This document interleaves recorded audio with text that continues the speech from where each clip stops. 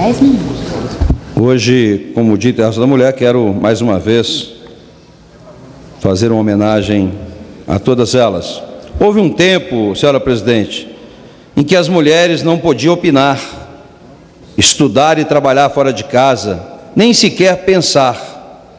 Viajar sem autorização do homem, ou do pai, ou do marido, era caso de polícia. Não podiam votar nem serem votadas. Houve um tempo em que nada disso era possível. Mesmo assim, elas subverteram a ordem e fizeram acontecer. Lideraram movimentos com coragem e, acima de tudo, abnegação. Passaram por cima de todas as convenções e ousaram. Ah, como ousaram!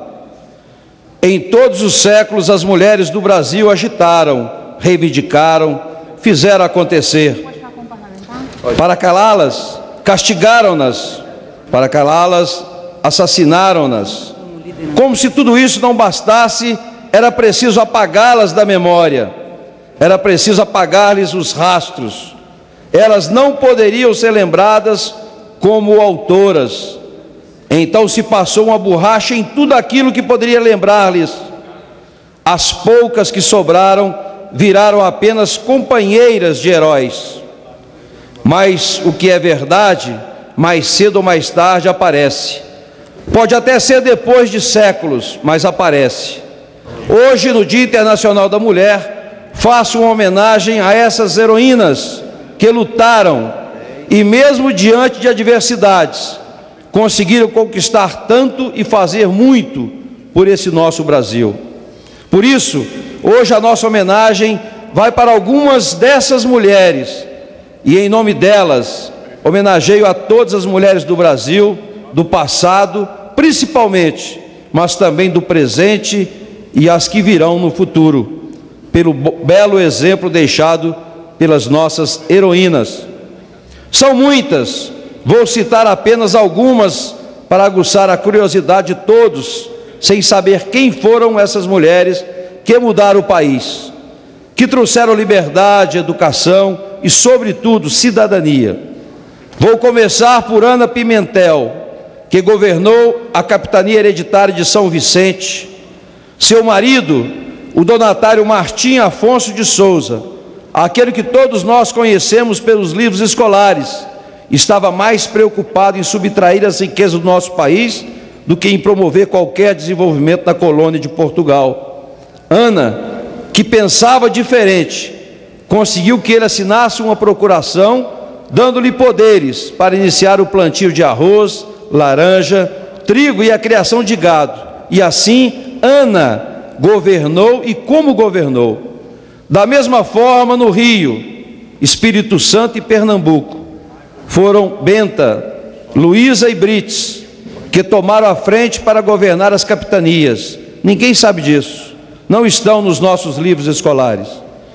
Escravos chegavam da África para o Brasil, mas a partir do século XVII, as mulheres africanas começaram a participar mais intensamente das revoltas e das fugas e partem para a luta pela liberdade.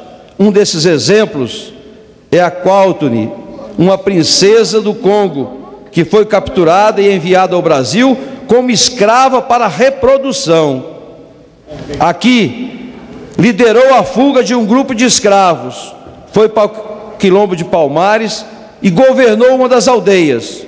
Dizem ser avó de Zumbi, mas como a memória foi apagada, não se pode confirmar. 3 mulheres tiveram papel fundamental na Inconfidência Mineira: Hipólita Jacinta Teixeira de Melo, Maria Doroteia, Joaquina de Seixas e Bárbara Eliodora. Em carta aos Inconfidentes, foi Hipólita Jacinta que denunciou Joaquim Silvério dos Reis como traidor do movimento.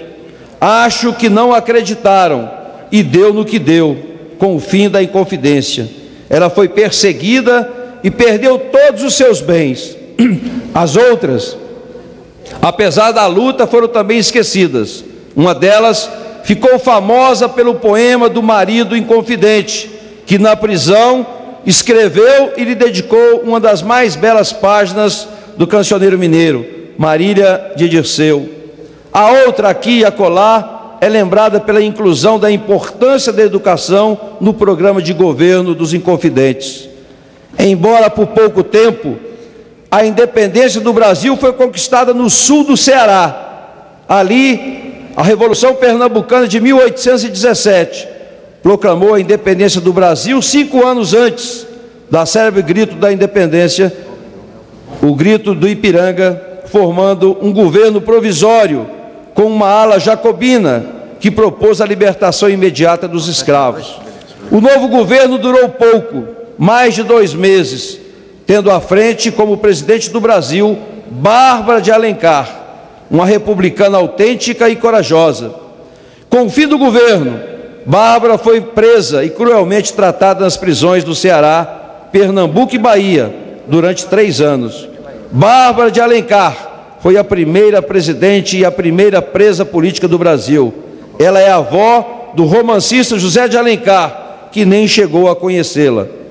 Pela independência morreu Joana Angélica, na Bahia. Maria Quitéria se vestiu de soldado e foi para a trincheira lutar, e Anita Garibaldi deu o tom na Revolução Farroupilha.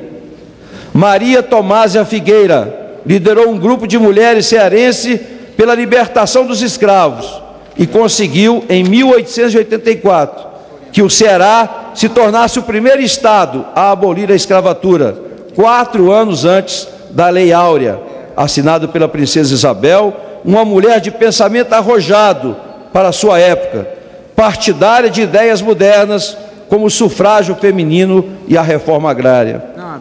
Uma personagem marcante do Brasil do século XIX foi Nísia Floresta Brasileira Augusta, natural do Rio Grande do Norte.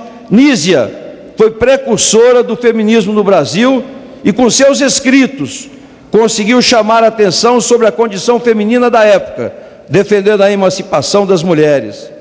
A emancipação, os direitos ao voto e à educação movimentaram o Brasil em fins de século. Na Bahia, é lançado o primeiro jornal escrito por mulheres, sob a batuta da jornalista Violante Atalipa Bivar e Velasco. A carioca Maria Augusta Generoso mudou-se para os Estados Unidos para estudar medicina. Sua atitude provoca mudanças no ingresso da Faculdade de Medicina.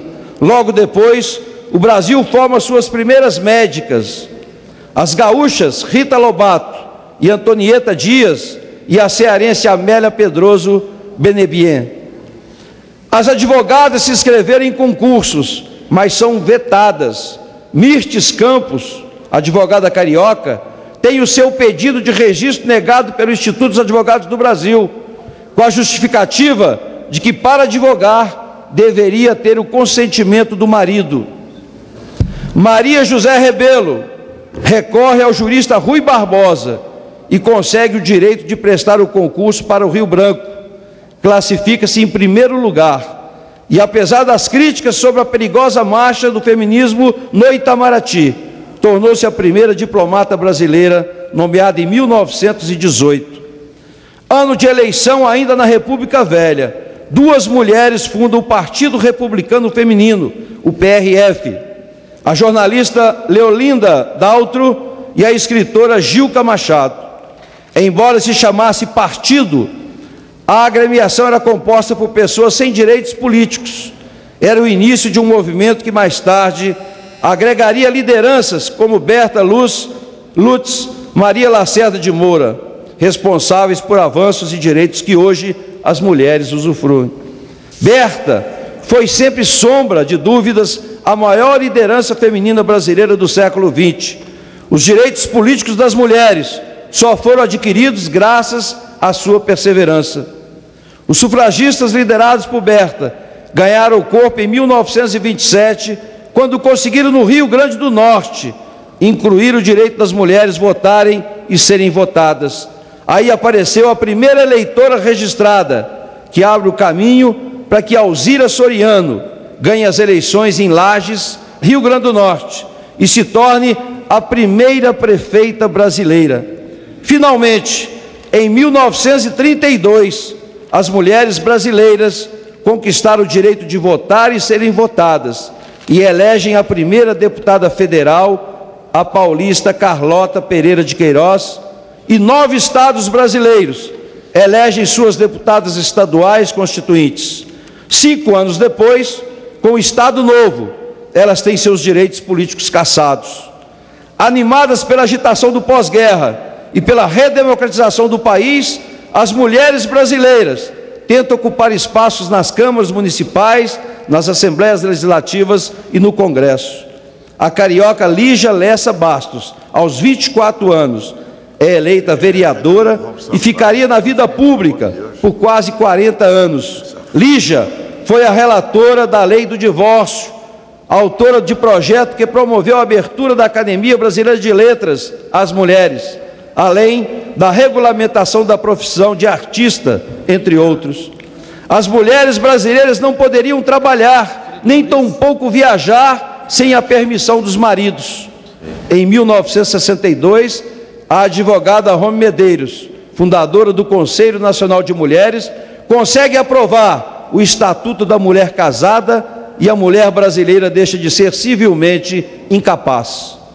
Os movimentos feministas entraram na pauta das brasileiras muito antes de eclodirem no mundo. Na Semana de Arte Moderna, em 1922, Tarsila do Amaral, Anita Malfatti, Zina Aita e Yolanda Penteado, e já no movimento antropofágico, a revolucionária Pagu, subvertem costumes e ousam desafiar os poderes dominantes na época. Nos anos 60, a ecologista e ex-aluna de Portinari, Lota de Macedo Soares, criou um grupo de trabalho de notáveis para a participação do paisagista Bule Marx e do arquiteto Sérgio Bernardes, do Rio de Janeiro, um dos mais completos parques urbanos do país, o Aterro do Flamengo. Mesmo com a censura ferrenha da ditadura militar, as mulheres não se intimidaram. A atriz Leila Diniz dá uma entrevista falando de sexo e política e mostra a naturalidade de sua gravidez ao trocar o maiô pelo biquíni para ir à praia. A partir de então, as grávidas não seriam mais as mesmas. 4 parlamentares são eleitas para o Congresso Nacional: Cristina Tavares, de Pernambuco, Lúcia Viveiros, do Pará, Júnia Marise, de Minas, e Lígia Lécia Bastos, do Rio de Janeiro. Raquel de Queiroz torna-se a primeira mulher a ser eleita para a Academia Brasileira de Letras. O ares da democracia trazem novos ganhos com as mulheres, se destacando e tomando a frente de lutas e conquistas sociais. O novo Código Civil é aprovado. Sai a exigência de virgindade da mulher para anulação do casamento. Dona Ruth Cardoso encabeça a luta contra a fome, que agrega mulheres do Brasil inteiro para criar os programas sociais que hoje aí estão. Em 2004, se elimina o Código Penal o termo mulher honesta, em vigor desde 1940. E em 2006, o governo federal envia ao Congresso, aprova a Lei Maria da Penha, que altera o Código Penal, possibilitando que agressores de mulheres no âmbito doméstico e familiar sejam presos em flagrante. Quem é o diretor? Quem é o reitor? Eles também não podem mais ser punidos com penas alternativas. Para concluir, senhora presidente, deixei muitas mulheres de fora deste meu pronunciamento, não pela importância delas, porque se formos pegar ano por ano, durante 503 anos da existência do nosso Brasil, tivemos mulheres atuando, lutando e trabalhando em favor de um lugar melhor e mais justo para viver. Mas estou aqui para lembrá-las e, sobretudo, para reverenciá-las pelo papel que desempenharam e desempenham em favor de um Brasil melhor, mais igual e mais justo. E peço aos meus pares, aqui dessa Casa de Leis, vamos limpar essa poeira, mostrar para o Brasil essas mulheres maravilhosas que tantos lutaram pelo nosso país e dar o lugar de destaques que elas merecem. Vamos começar por Bárbara Maria Quitéria, Ana Nery e Anita Garibaldi. Já estão aprovadas, por que não então inscritas no livro de Heróis da Pátria? Parabéns, mulheres. Muito obrigado, senhor presidente.